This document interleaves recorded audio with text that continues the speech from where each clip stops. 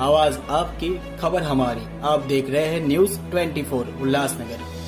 उल्लासनगर के पैनल क्रमांक 1 स्थित तानाजी नगर इलाके में मनसे नेता की कार में आग लगाने की घटना सामने आई है। पूरी घटना वहां लगे सीसीटीवी कैमरे में कैद हो गई थी। पुलिस ने त्वरित कार्रवाई करते हुए महज 12 घंटे के भीतर आरोपी को गिरफ्तार कर लिया। मिली जानकारी के अनुसार तानाजी नगर में मनसे नेता मैनुद्दीन शेख का कार्यालय है। रोज की तरह उनकी कार कार्यालय के बाहर खड़ी थी।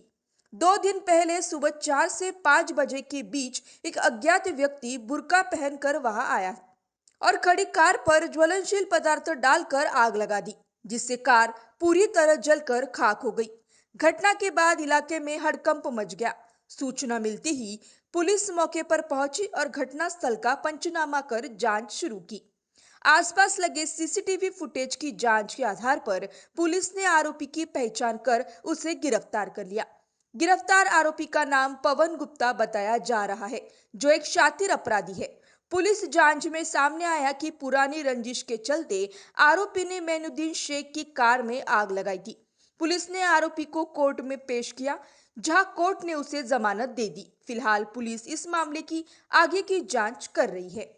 दिनांक 10 तारखेच्या पहाटे 4:30 वाजेच्या सुमारास मनसे नेत्याचे बहिणीच्या मालकीची एक कार आहे इनोवा, तिला एका आरोपीने बुरखा परिधान करून गाडी पेटवण्याचा प्रयत्न केला।